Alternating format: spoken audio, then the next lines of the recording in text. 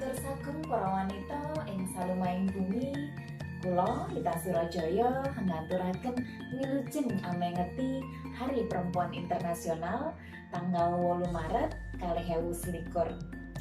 Tumapaking titikala mangsa ingkang mugi dadosa pancatan saha panyengkuyung semangat tumrap para wanita anggenipun boten kendat amudi murih sangsaya sampurna ing saben dintenipun.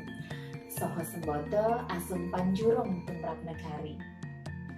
Mugi hangangetana pilih busana ingkang sakalangkung endah tumrap para wanita boten wonten sanes preh pitados diri pribadi. Tri perkawis ingkang wigati tumrap kita sagung para wanita netepaken ancas tujuan. Makati ingkang sayekti saha sumarah kurbaning Gusti. Krana tangsanes tangan kita pribadi ingkang sembada yasa rerancangan gesang ingkang jubuh kaliyan pengangen-angen.